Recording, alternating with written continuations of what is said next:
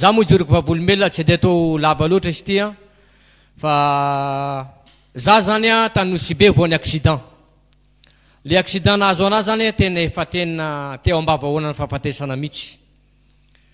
Zany tena hoe niala camion zany tondra tomobile, za rery tao anatiny a.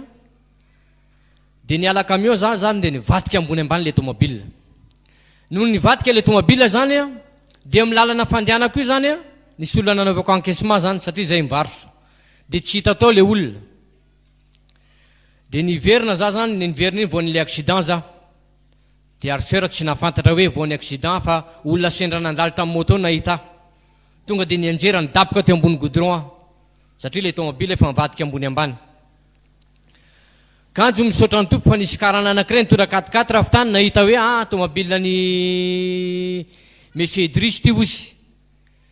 Dia tonga dia nampiakariny zareo tamin'ny 4x4 dia nantsona sera zany hoe fa misy ramosena voan'ny accident. Nanomboka tamin'ny 1:30 atoandro tsy nahatsiaro tena. Tsy nahatsiaro tena tonga tany amin'ny hôpitaly. Dia dokotera moa efa niteny hoe raha tsy miverina jusqu'à amin'ny 10 ozy ny ain'olona ty ozy a, dia atao évacuation sanitaire sur Tananarivo zany. Dia nantaniana sera zany hoe tsy maintsy atao ny taratasy amboarina amin'ny billet.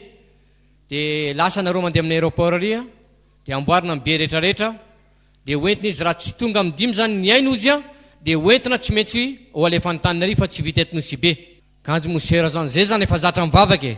Amin'ny 4 ozy a, tsy maintsy makany amin'ny aéroport zany satria amin'ny 10 miainga ny avion. Nitolona mbavaka ny sera zany, zanako teo, sera Mirako moa any, rababiny sera. Dia nitolona mbavaka. Dia niantso ny frère sera zany dia nitolona mbavaka. Mbola tsy tonga ny aina, mbola tsy miverina ihany ny aina. Amin'ny 3, amin'ny 2 sasany, amin'ny 3 sasany. Amin'ny 4 zany a, tsy maintsy ho alefa zany ny ambulance mitondra anazy zany. Misaotra ny tompo raha lasa naba fa resy lahatra tanteraka fa tamin'ny 4 latsaka 5 a, dia velona. Andriamanitra dia tsy mijery tavan'olona. Fa zay manatona tsy mba misy olafiko na dia ray aza ozy. Voninahitra ho an'Andriamanitra rery ihany.